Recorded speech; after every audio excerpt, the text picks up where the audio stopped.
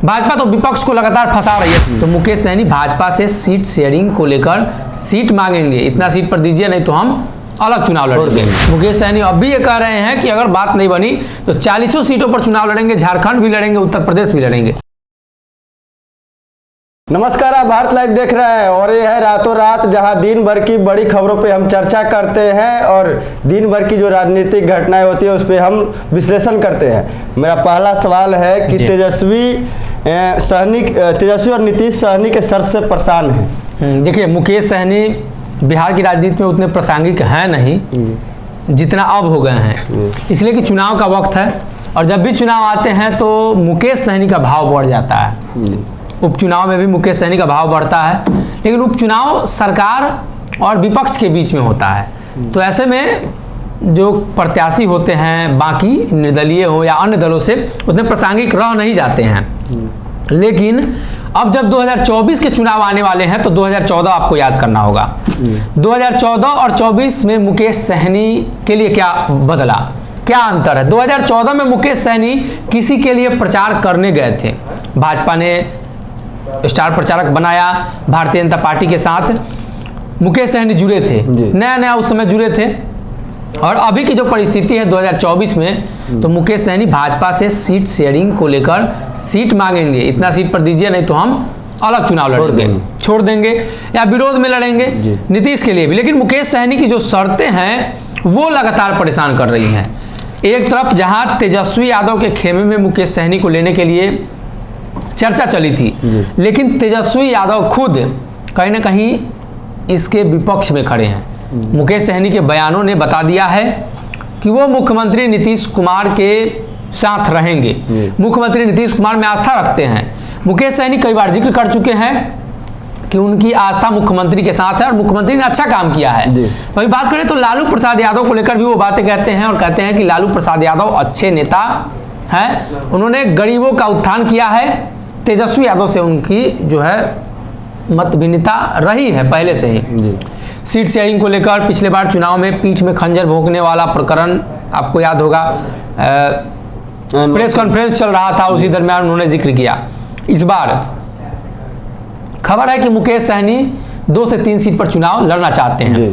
अगर वो महागठबंधन से लड़ना चाहते हैं और महागठबंधन से लड़ेंगे तो मुजफ्फरपुर, दरभंगा, ये 2 सीट है जो मुकेश सहनी दावा कर रहे हैं। हालांकि उनका दावा 40 में 40 है। मुकेश सहनी अब भी ये कह रहे हैं कि अगर बात नहीं बनी तो 40 सीटों पर चुनाव लड़ेंगे, झारखंड भी लड़ेंगे, उत्तर प्रदेश भी लड़ेंगे। लेकिन अगर गठबंधन होता है तो मुकेश सहनी 2 से अधिक सीट लेकर मानेंगे और जिसकी चर्चा है। तो ये महागठबंधन की हमने बात बताई। अगर एनडीए गठबंधन से गठबंधन होता है तो खगड़िया और दरभंगा सीट पर मुकेश सहनी की दावेदारी बताई जा रही है। हालांकि मुकेश सहनी ने कभी इसका जिक्र नहीं किया है, लेकिन मुजफ्फरपुर सीट पर मुकेश सहनी कई बार जिक्र कर चुके हैं, इसलिए कि अजय निषाद के विरोध में वो बोले हैं और अजय निषाद भी उनके विरोध में बोले हैं। मुजफ्फरपुर एक अच्छा सीट है, मलाहों के लिए, भूमिहारों के लिए भी अच्छा सीट है, लेकिन मलाह उस जगह पर, उस सीट पर कैप्टन अजय निषाद की बात कर ले, कैप्टन निषाद की बात कर ले या अभी जो वर्तमान सांसद है उनकी बात कर ले, दोनों में हाँ। तो ये लगता है ऐसा देखने में कि मुकेश सहनी कहीं ना कहीं जो शर्त रख रहे हैं, जिन जगहों पर वो दावा कर रहे हैं वहां पे पहले से कई प्रत्याशी हैं और यही वो वजह है कि सीट शेयरिंग को लेकर उनको काफी परेशानी का सामना करना पड़ रहा है। और आप दूसरी खबर की तरफ अगर हमें बढ़ाएंगे तो हम पहले बता दें कि भारतीय जनता पार्टी और नीतीश कुमार का संबंध अच्छा रहा है, पुराना रहा है। आपका दूसरा सवाल वही होगा, नीतीश को फिर याद आई भाजपा। सदन के अंदर आज ग्रामीण विकास को लेकर चर्चा चल रही थी, माफ कीजिएगा कल, साथ में इंदिरा आवास को लेकर चर्चा चल रही थी। इंदिरा गांधी को लेकर जिक्र किया जा रहा था कि बताइए प्रधानमंत्री मोदी जी इंदिरा आवास का नाम खत्म कर दिए, प्रधानमंत्री मोदी प्रधानमंत्री आवास योजना कर दिए। ये महागठबंधन के लोगों ने उठाया, राष्ट्रीय जनता दल के सुनील सिंह, उसके बाद नीरज कुमार ये बोल रहे थे। लेकिन उसी दरमियान भाजपा के लोगों ने कहा कि प्रधानमंत्री जी का ये बड़प्पन है कि इंदिरा जी का सिर्फ नाम नहीं, अब बिहार के जितने भी इंदिरा आवास प्रधानमंत्री आवास योजना के तहत आवास बनेगी उसमें उस घर के महिला का नाम छपा होगा। तो महिलाओं के लिए सम्मान की बात है। उसके बाद जनता दल यूनाइटेड ने जो जवाब दिया उसमें स्पष्ट हो गया कि कैसे प्रधानमंत्री मोदी के जरिए और पुराने जो नेता हैं अटल बिहारी वाजपेयी उनको नीतीश कुमार याद करते हैं। मुख्य प्रवक्ता हैं जदयू के नीरज कुमार, एमएलसी हैं, मुख्यमंत्री भी बैठे हुए थे। उन्होंने जिक्र किया कि प्रधानमंत्री जी अभी जो कर रहे हैं और अटल बिहारी वाजपेयी के जो समय में हुआ था कि आपको याद करना चाहिए कि कांग्रेस के प्रधानमंत्री और अटल बिहारी वाजपेयी विपक्ष में थे, दोनों कांग्रेस सरकार में अटल बिहारी विपक्ष में थे। उस दरमियान कितना उनको मदद किया करते थे कांग्रेस के लोग। तो ऐसे में भारतीय जनता पार्टी को भी उसी तरीके की भावना रखनी चाहिए कि विपक्षी दल के लोगों को मदद किया जाए। भाजपा तो विपक्ष को लगातार फंसा रही है, सीधा इशारा वही था तेजस्वी यादव पर, जो तेजस्वी का प्रकरण चल रहा है उस मामले को लेकर। लेकिन जदयू की तरफ से जो बयान आया और अटल बिहारी के लिए वो जो पुराना प्यार दिखा है, लाल कृष्ण आडवाणी वाला, अटल बिहारी वाजपेयी, मुरली मनोहर जोशी, जो पुराने नेता थे, नीतीश कुमार को अपने मंत्रिमंडल में उन्होंने शामिल किया था। तो कहीं ना कहीं उन चीज़ों को याद कराकर भारतीय जनता पार्टी के नेताओं को और प्रधानमंत्री मोदी को नीचा दिखाने की कोशिश कहीं ना कहीं जनता दल यूनाइटेड के एमएलसी ने किया है। अगला प्रश्न है, लालू के लिए छलका मांझी जी का दर्द। जीतन राम मांझी का ये 2 दिन पहले का बयान है जी, इस पर चर्चा कर लेते हैं। लंबे समय से जीतन राम मांझी नीतीश के अलावा किसी के खिलाफ नहीं बोले और किसी के समर्थन में नहीं बोले।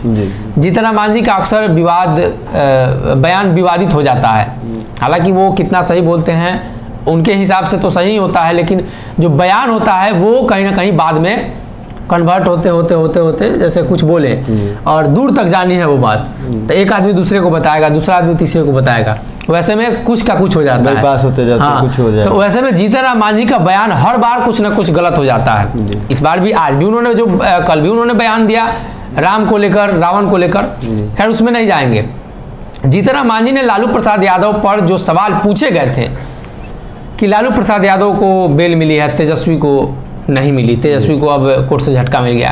उन्होंने कहा कि लालू प्रसाद यादव के उम्र को देखते हुए अब बिहार सरकार, भारत सरकार और तमाम सरकार को यह ध्यान देना चाहिए कि लालू प्रसाद यादव सजा काट भी चुके हैं, कई केस में वो कहीं ना कहीं संलिप्त है, इसका सबूत भी है और उसके आधार पर उन्हें सजा मिली है। तब लालू प्रसाद यादव को उम्र के हिसाब से रियायत दी जानी चाहिए। लालू के साथ जो हो रहा है, चाहे वो बदले की भावना से हो या जो भी हो, लेकिन अब उनके साथ इस तरह का व्यवहार नहीं होना चाहिए। कि आपने देखा अभी कुछ दिन पहले ही लालू प्रसाद का किडनी ट्रांसप्लांट हुआ था और कहीं ना कहीं बीमारी की हालात में लालू प्रसाद को लेकर जीतन राम मांझी का ये जो सेंटिमेंट है या अन्य विपक्षी दलों का सेंटीमेंट है, भाजपा के कई नेताओं का भी सेंटीमेंट है, वो साफ झलका है। और लालू को लेकर केंद्र सरकार और भारतीय जनता पार्टी पर मांझी हमलावर हुए और कहा कि इस तरह का जो मामला है लालू प्रसाद पर, कहीं ना कहीं अब उन्हें छूट मिलनी चाहिए। वही दूसरी तरफ तेजस्वी को लेकर उन्होंने कहा कि ये तो लाजमी है कि विपक्षी दल के लोगों को भाजपा परेशान करती है, लेकिन ये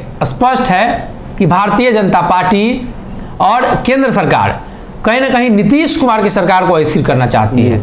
उसके बाद जीतन राम मांझी ने जिक्र किया तेजस्वी को लेकर और कहा कि अब ये मामला सीबीआई के पास है और ईडी के पास है, तो इसमें ज़्यादा कुछ बोलना है नहीं, सीबीआई जांच करेगी। तेजस्वी यादव अगर साफ सुथरी छवि के हैं, अगर उन पर कोई आरोप लगा है, अगर वो सिद्ध नहीं होता है तो फिर तेजस्वी यादव साफ के साफ रह जाएंगे।